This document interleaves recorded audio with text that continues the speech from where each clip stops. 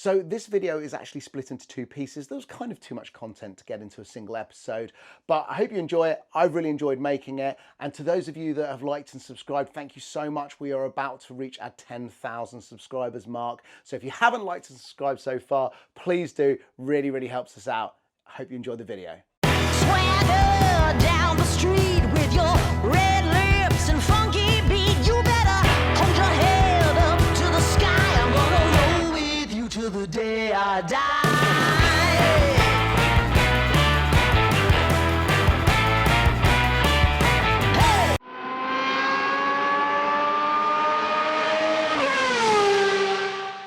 Hi, welcome back to Sam's Garage. Now, here's the problem. This has got a couple of issues. Well, it's got two issues, and then there's a third thing that by taking it apart can help me with the one at the back. This is coming along really, really well, but it's got a lot of work to go. So it's going to be a couple of months before I'm going to be able to drive it. And this is the one I like to drive every day. So at the moment, I haven't got anything to drive. And the one at the back, well, that's a different story. There's going to be a video on that really shortly. And there is another car in the other garage, which again, isn't ready to drive. So at the moment, I've got nothing to go out and have fun in. So unfortunately, despite having plenty of jobs to be getting on with and having completed this one, I've got to pull it apart again. Right, so before we start, let me just explain what the problem is. There was an oil leak that I discovered just before Christmas, and in January, I did a video explaining that I'd identified, or I thought I'd identified what the problem was. It was a loose dipstick housing, the sort of tube that goes down into the back of the engine, and I thought that's where all the oil was coming from. Unfortunately, it doesn't seem like that's the problem. The other thing is as well, is I've had cooling issues with this. Now, because I overheated it, there is a chance I could have done damage to the engine. It could have a blown head gasket, but it doesn't seem to be demonstrating any of the problems that you would expect with that. So I've got an overheating issue. It could be something as simple as the radiator's blocked, or one of the pipes is blocked, or there's some sort of fundamental issue. It could have been that the pumps failed, but it's a mechanical pump. They don't generally really go wrong. And this doesn't do enough miles really to get, you know, particularly worn out. So I've got to work out why it's leaking oil and where the cooling issue is coming from. But there's one other thing. That car over there has got a Ford Focus gear linkage in it, which was an upgrade put in the car years ago to give it a better linkage than the one that's in this, which is just a rod basically going to the back with a universal joint in it. The problem is it's rubbish, and it's so hard to change gear, it's going to be impossible for my wife to drive it. So I've got to change that gear linkage as well, but I need to be able to copy what's in this one. Unfortunately, I've now got to take the engine and gearbox out to remember how it actually looked and measure it up. So there will be one benefit that comes out of it, but I'm not looking forward to it. You've seen me work on this car before, so we're going to do this all in high speed, but I'll jump in every now and then and keep you up to date on what I'm actually doing.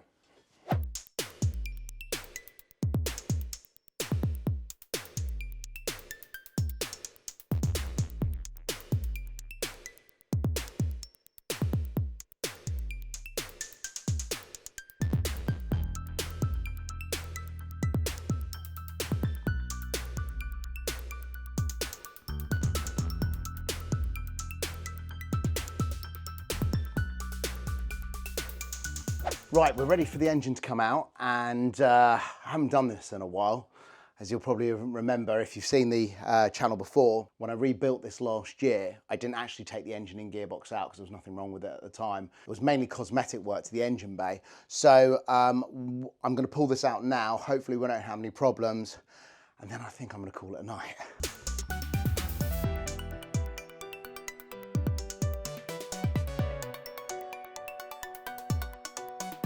Right, I've come back and I'm refreshed, and I've just reflected on the engine. And the other thing that I forgot is that I've been having sporadic problems with the alternator, or certainly the car appearing to not be creating enough current for the battery. So maybe there's a charging issue with the alternator as well.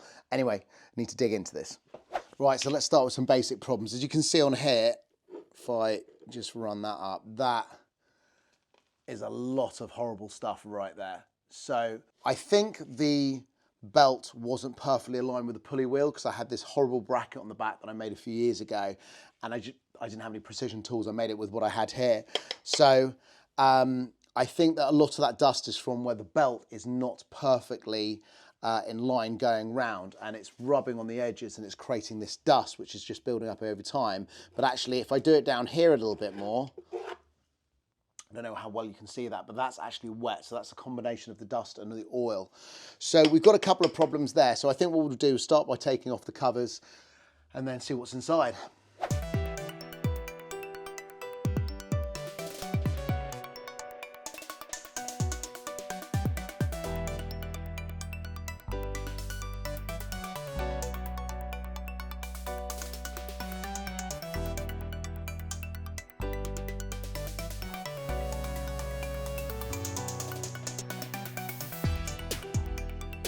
Okay, so I've taken the rocker cover off to check the gasket around that to see if there was any leaks there.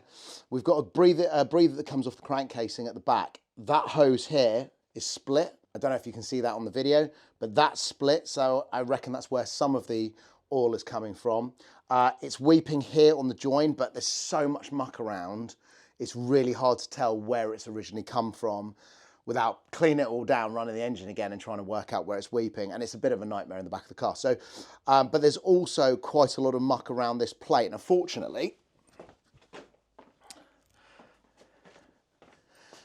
because I was doing a backup engine, I've actually got this piece, which is machined aluminium.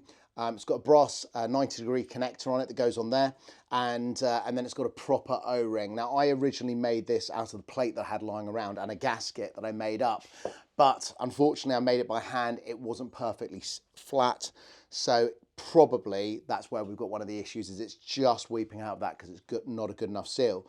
So we can replace this part. Now, I do have another engine up there, but annoyingly, we've got that and we've timed it all up. So part of me is thinking, well, I need to test that engine to make sure it's okay.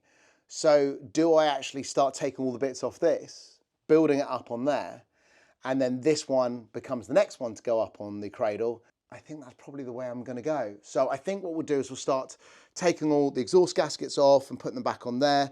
I've got to check the water pump to make sure there's no problems with that. But yeah, I think it's going to be carbs off and everything else off of this and putting it onto the other engine. But the good news is that I can actually get the camera up and you can see a lot better what I'm up to. Right, as you can see, this is the other engine. And it's a little bit worse for wear. Not for any particular reason than it's just been sat at the side for a few years and I've not done a great deal with it. It has got a new cam belt on it, and my buddy and I tensioned it up the other day and timed the engine correctly. And so apart from that, I've actually got the rocker cover sitting up at the moment because I've got the locking bar in here which goes across the camshafts at the end. But it just needs a good clean down, get rid of all the dust, start transferring the components over. So we're going to do that now.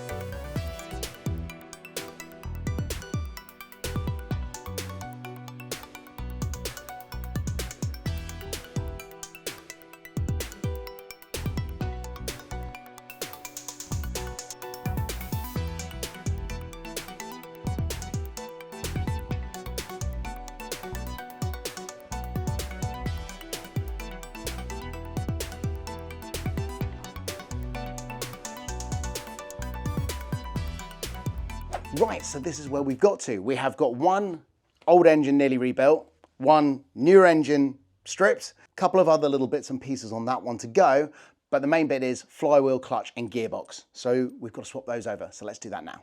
You know what? I think we'll actually leave it there. It's about the right length for an episode, I think. So I hope you've enjoyed it. I'll see you in the second half.